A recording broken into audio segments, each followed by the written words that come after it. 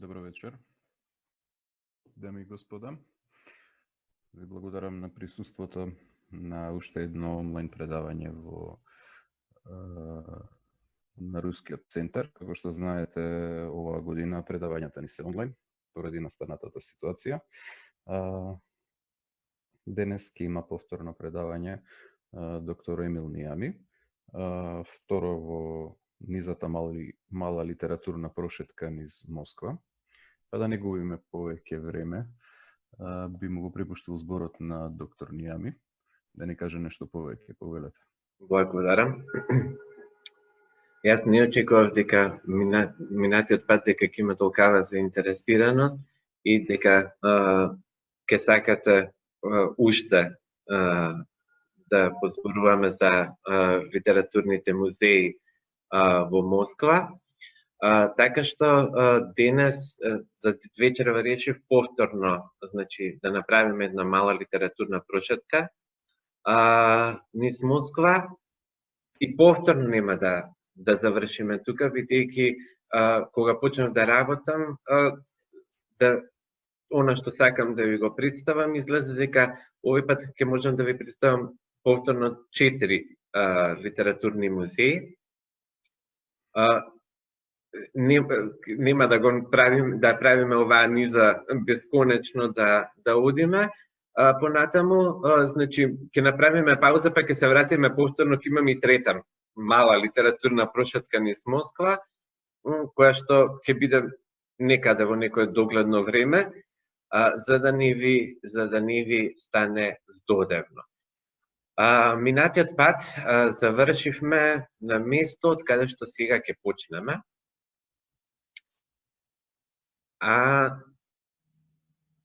Само момент.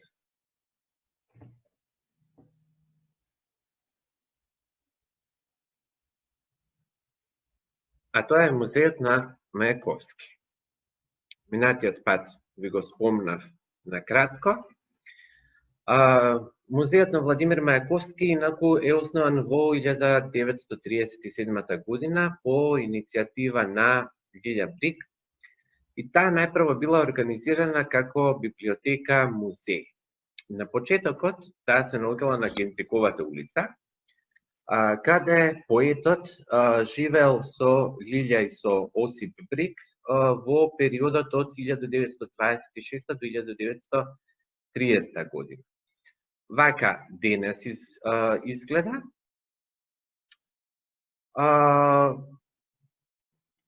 Вака изгледала Генриковата улица во времето кога во неа живеел Владимир Мајаковски. Но во 1972 година, на иницијатива на сестрата на поетот, Људмила Мајаковска, музејот е преместен во поранешната комуналка во Лубјанскиот премин, каде Мајаковски имено и го завршил својот живот со самоубиство. Минатиот пат не ја видовме и сликата од неговата соба. Во 1989 година, според проектот на музеологот Терес Паљаков, поставката е модернизирана во конструктивистички стил. За неа е направен, значи, изложбен простор на 4 ката, кој е посветен не само на поетот, туку и на целиот руски авангардизм. Значи, еве како денеска изгледа музејот, влезот во музејот. Музејската експозиција содржи повеќе од 50.000 експонати и постојат 5 фонда главно. Тоа е меморијален фонд, потоа ракописи и документи, фотографии, фотографски негативи, ретки книги и предмети од ликовната уметност, односно уметни.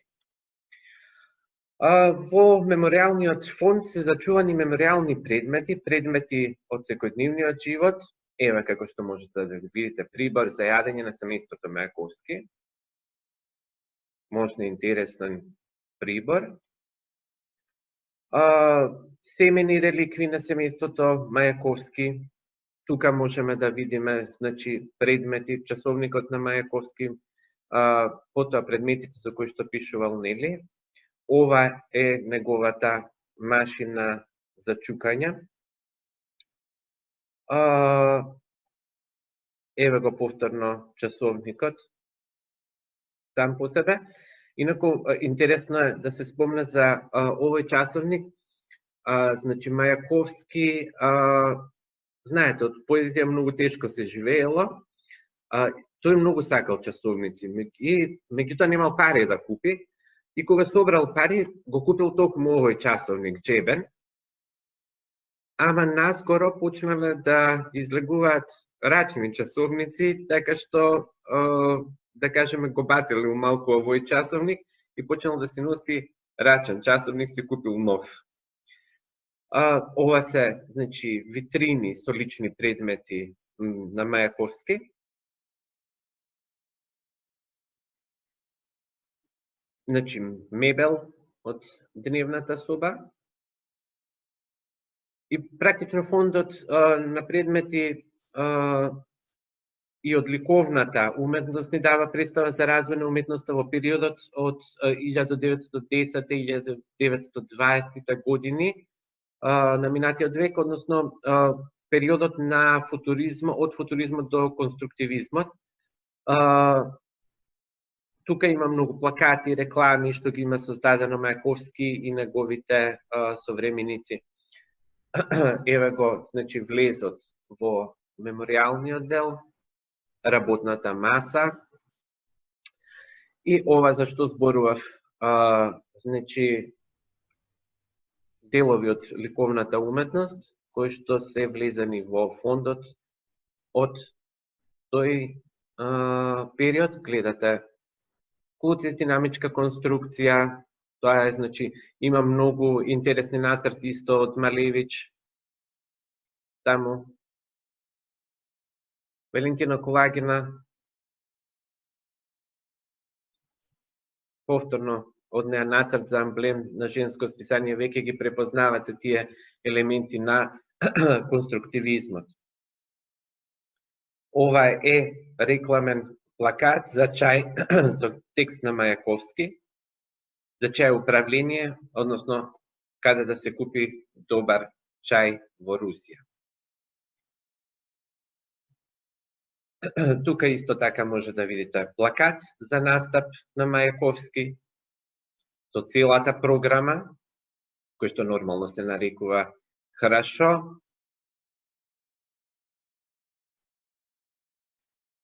Одиме во фондот на фотографии и фотографски негативи, постојат оригинални фотографии негативи, како на поетот, така и на луѓето што го обкружувале.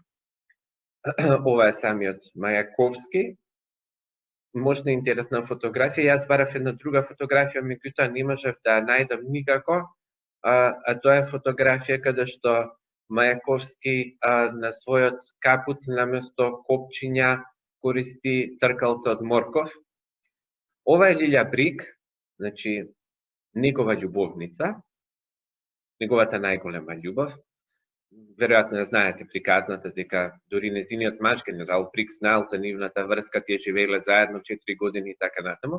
И можете да погледнете црно-бела фотографија, нели Лилја Брик со златен фустан, дури и црно-бела се гледа дека е златен, а на главата носи стегач со дизајн на уметницата Папова, значи таа е многу позната во периодот на конструктивизмот, правила разни дизајни, таа е била уметница и дизајнер, правила разни дизајни, многу плакати, многу материјали, значи за шиење, за кроење во тој период, ги дизајнирала токму таа и тие се навистина многу интересни.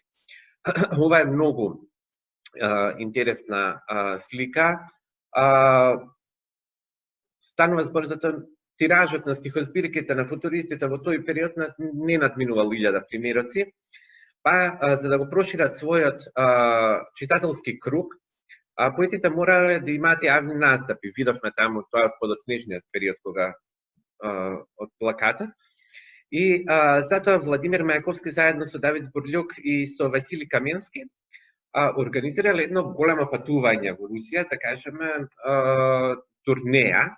И таа турнеја на футуристите започнала во Харков на 14 декември 13 година, а завршила во Баку на крајот на март 1914 година, при што посетила 15 градови. И ова е слика една токму од тие посети. Во книжната колекција пак има многу ретки книги на Мајковски кои биле издадени додека тој бил жив. Исто така, од фотографиите, колку и да изгледа морбидно, тоа се фотографии кои што се направени за време на погребот на Мајковски. И накратко тука би завршиле со оваката. Ова е една слика, да видите дека не ви раскажувам од памет, една слика од мене како сум, каде што стојам пред музеот на Мајковски. Преминуваме на друг музеј, надалеку, исто во центарот, тоа е домот на Гоголј. Официјален назив на овој музеј е Дом на Николај Василевич Гоголј, меморијален музеј и научна библиотека. И се наоѓа во поранешната зграда, односно поранешниот дом на грофот Александар Толстој на Никитскиот булевар, каде писателот живеел 4 години, од 1849 до својата смрт во 1852 година. Еве како изгледал на почетокот на 20 век, претходно слики нормално од не постоја. Во моментов овој музеј на Гоголј е единствениот центар во Русија кој е целосно посветен на Гоголј, основан е 1979 година при библиотеката како меморијална соба на Гоголј. Во дворот на музеот е поставен споменик на Гоголј, кој што е дело на скулпторот Николај Андреев, направен по повод 100 годишнината на писателот, и може да се каже дека ова е еден од најинтересните споменици во Русија и за мене многу провокативен, со оглед на тоа што авторот во само еден лик, ако убаво го погледнете, голема е бајаги сликата, во една позиција, значи, на писателот успел да прикаже можна интересна и една драматична приказна, значи почнувајќи од погледот, од самото лице, од облеката, од ставот во кој што седи Гоголј, има една цела драматика која што ги представува всушност е израз на неговите дела. Инаку зградата ги зачувала уникатните елементи на оригиналната зидарија од 17 век, изработена големи тули, блокови од бел камен на сутеренот, полихромни плочи имаме. Музејската експозиција е составена од 6 меморијални соби кои се наоѓаат на приземјето од куќата. Откако ќе влезете во музеот, прво нормално се наоѓате во предсобието, каде своевремено се наоѓал слугата Симеон, кој ги пречекувал посетителите на Гоголј. Постановката во предсобието е мощна мала, а главен експонат во неа е така наречениот сандак на авантурите. И тој сандак на авантурите е наречен така затоа што во него се наоѓале сите работи што му биле потребни на писателот за патувањата. Следната соба е кабинетот на Гоголј. Во тоа време кабинетите биле деловни простори во кои аристократите ги примале своите гости, односно своите посетители. Но за Гоголј оваа соба била работна. Во него тој творел исклучува само мал дел од луѓе, само најблиските имале пристап до неа. Тука се шкафот за книги, еве го гледате, во кој што се наоѓа познатата кожена чанта на Гоголј. Еве ја, таа, оригиналната кожена чанта на Гоголј. Интересно е тоа што Гоголј воопшто не се разделувал од неа и дури кога патувал, тој постојано бил со својата чанта, ја ставал до себе и не мрдала воопшто никаде. За посетителите најинтересна е халата која што е наречена Ревизор. Таа раскажува за 30-тите и 40-тите години од 19-тиот век, односно за театарот на Гоголь, за поставувањето на неговите драми, како во Москва, така и во Санкт Петербург, како и за главните актери во неа. Оваа просторија била всушност гостинската соба на грофот Толстој, каде Гоголь ја читал својата, значи тој тука на ова место ја читал својата драма Ревизор. Како што знаете, првата поставка била во Санкт Петербург, кога дори и царот бил восхитен од самата представа. Следната сала е салата наречена Олицетворение, и во неа се раскажува за делата на Гоголь. Постојат во неа 8 арки, и во секоја арка имаме различни етапи на творичкиот пат на писател, значи од раните негови дела до неговата духовна проза. Сега гледаме првата арка. Во првата арка таа е наречена Почетоците, односно на фонот на Малорусија е поставен символичен дав кој ја означува поврзаноста на Гоголь со својата родна земја, родна грудка и врската на ликовите со неговото родно место, со неговите ранни творби. Сите останати 8 арки се поставени на разни фази од творештвото на Гоголь. Тесно од 8-та арка се наоѓаат 15 портрети на Гоголь направени од современици.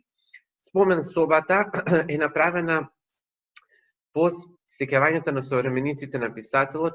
Таа била мощна, топла и тука престојувале гостите, но кога конкретно јануари 1852 година Гоголь се разболел, грофот Толстој му предложил да се префрли во оваа соба, затоа што нели нормално била топла. И во неа наутро на 21 февруари, според стариот календар, Гоголь починал. Часовникот на масата е запрен токму во 8 часот наутро, времето кога големиот писател починал, а веднаш до оваа кушетка е поставена и посмртната маска на Гоголь.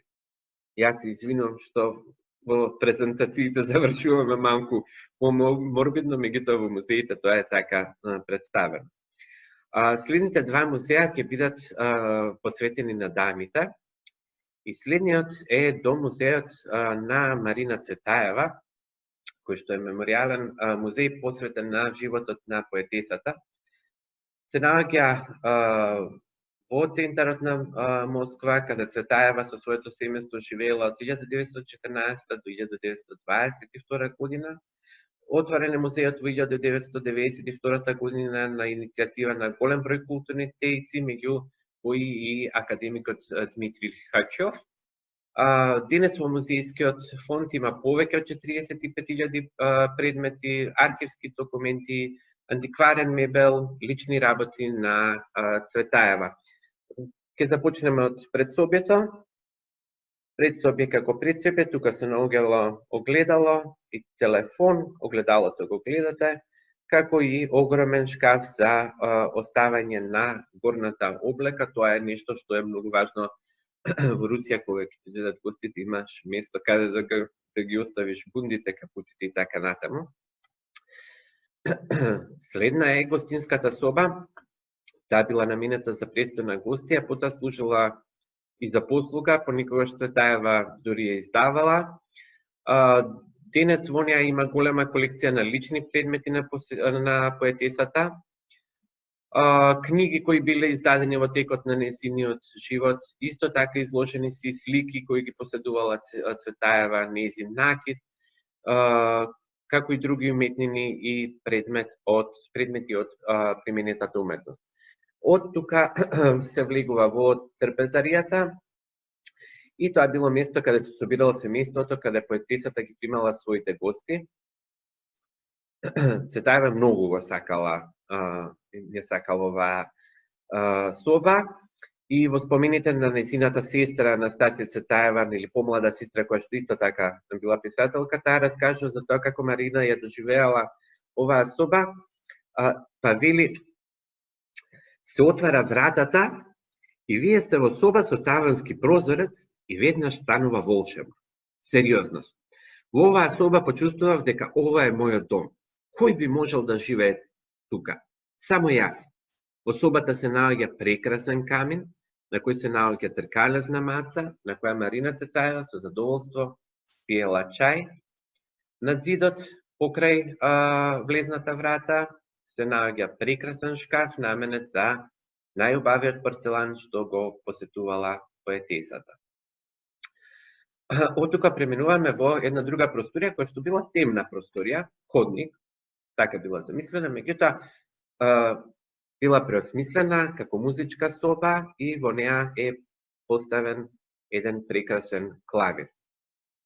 Следна е детската соба.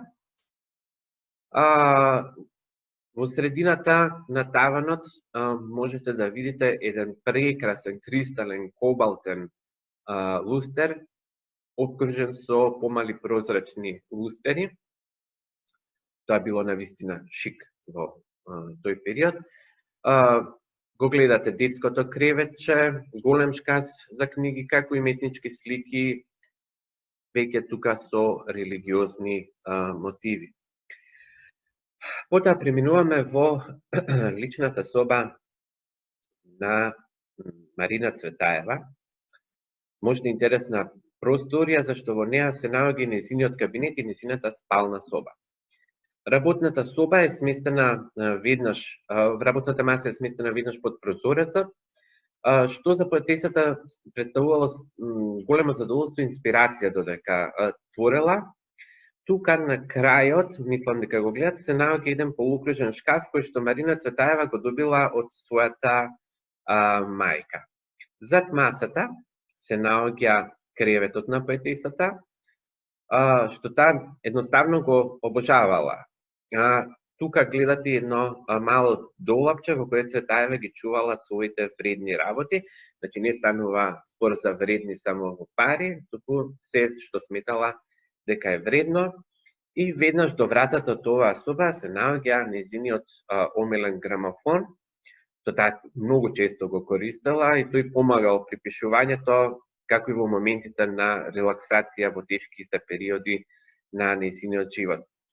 Од тука ќе си скачиме еден кат нагоре во мансардата и ќе дојдеме до местото каде што порано се наоѓала кујната, а сега на нејзино место е поставена изложбата Леден оган, која е посветена на судбината на семејството на Марина Цветаева.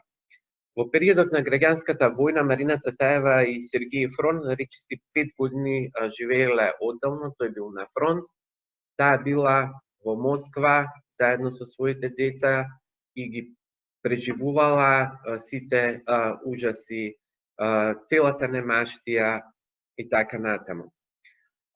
Исто така си изложени автограф на стиховите Пецила Вала в Булаву, што Цветаева ги напишала во 1919 година. Гледате писма и фотографии на Марина Цветаева, писма и покана за поетска вечер и така натаму. Гледам дека малку треба да побрзам.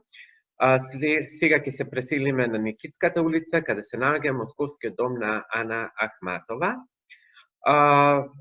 Ова е единствениот, ова е музејски простор кој што меѓу последните отворен 21 февруари 2017 година во Москва, каде што Ана Ахматова често доаѓала на гости во Домот народови, но во некој моментов не може да се направи музеј, затоа што во истиот стан сега живеат други луѓе, значи тоа е стан кој што е купен од други луѓе. Тука има една соба во кој што е представен интериерот од две соби. Љубителите на поезијата на Ана Ахматова инсистираат и понатаму дека е потребно да се направи музеј на нејзин меморијален музеј во Москва, затоа што Таа многу често ја посетувала, многу долго одседнувала тука и многу го сакала градот. Се селиме, значи, одиме во таа една соба е поделена на две практично соби, гостинската соба, каде што Ахматова се седела со своите пријатели, меѓу другото и со Пастернак, и токму тука на ова место, на оваа маса, Ахматова и Пастернак ја читале првата редакција на романот на Пастернак Доктор Живаго. Тука се наоѓа и порцеланската фигура на Ана Ахматова, што е во природна големина. Гледате прекрасна е. Таа е изработена во Императорскиот завод за порцелан во Санкт Петербург. На вистина импозантна е кога ќе ја видите. До неа се наоѓа машината за пишување на Ана Ахматова. Еве. И на оваа машина за пишување е интересно што Михаил Ардов и Лидија Чуковска токму на оваа машина ги отчукувале стиховите на Ахматова. Еве масата, значи, на која што работела Ахматова, ова е нејзината мастилница. И да се вратам, значи, масата на која што работела Ахматова, таа се наоѓала во детската соба на Алексеј Баталов, во која што живеела поетисата. Масата е имено таа каде што таа седела, пишувала и преведувала. Значи, ова е мастилницата и интересно за Ана Ахматова што таа постојано сакала да пишува со перо, со мастил и со перо. Тука е и нејзиното Евангелие, што таа го држала во своите раце. Тоа Евангелие практично живеело во Москва. Секогаш кога ќе дошла во Москва, таа го седела со него и читала. Меѓу другото, тука се наоѓа и еден можна интересен поет на Ахматова, може да видите. Има многу интересни портрети на Ахматова, ова е еден така од поинтересните. И засега во овој мал агол на Ахматова останува, значи, само една соба со надеж дека тој ќе прерасне во музеј, дека ќе се најде место каде што и жителите на Москва ќе имаат можност да се запознаат со животот и со творештвото на Ана Ахматова. Се надевам дека и овој пат ви беше исто и толку интересно колку и минатиот. Ви реков, ќе продолжиме повторно со вакви екскурзии низ Москва. Сега би сакал, доколку има прашања, да кренете рака или да му пишете на Дарко Несторов, кој што е, значи, домаќин на нашава средба, за да може да ви го вклучи микрофонот.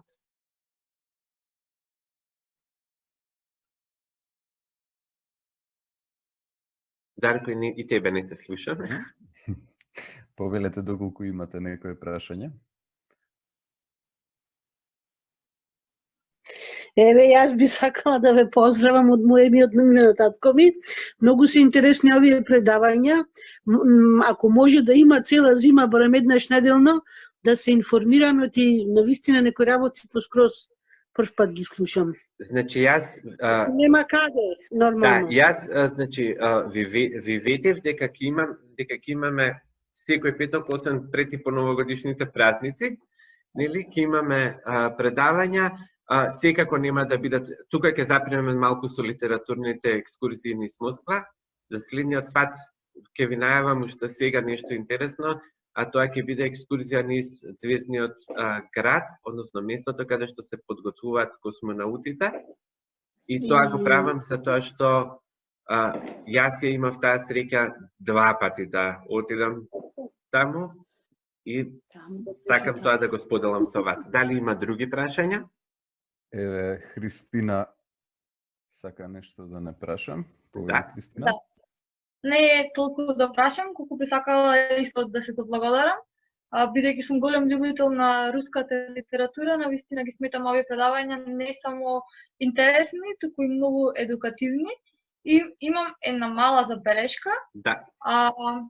Ако би можело, доколку нели има, повеќе вакви интересни факти од типот на тоа дека Пастернак отишол кај Јан Ахматова и го читале, не знам, доктор Живаго, отколку, например, не знам, години и слично.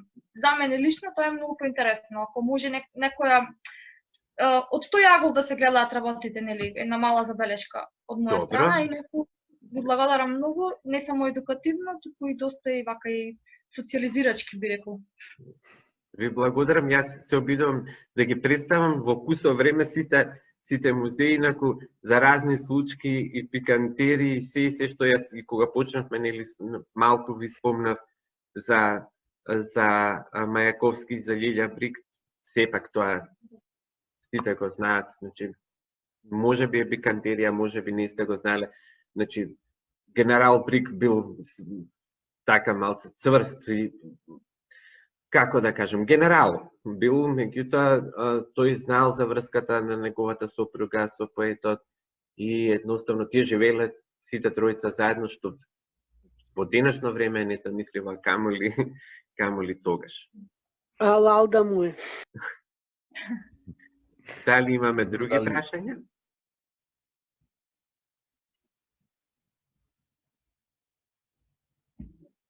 Минатиот пат сме имале прашање, не сме го слушнале, а тоа е дали ќе имаме екскурзија, музичка екскурзија низ Москва, ќе имаме, и тоа ќе биде.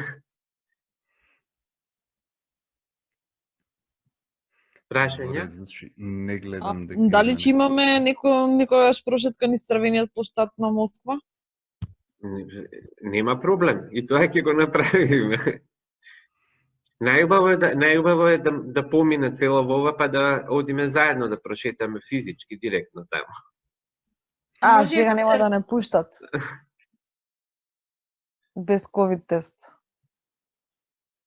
Може и Петербург. Може и Петербург. Нема проблем.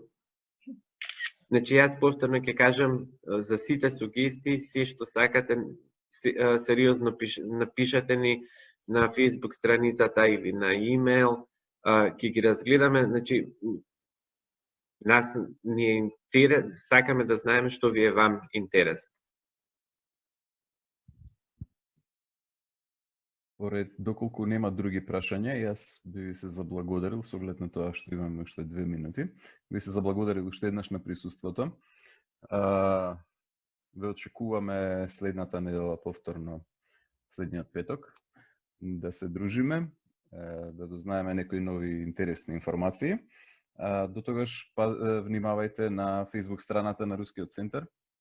Таму постојано имаме интересни информации и новости. И бидете добри до следниот петок, до следното дружење. Чао, чао, имајте убава вечер. Исто, чао, чао.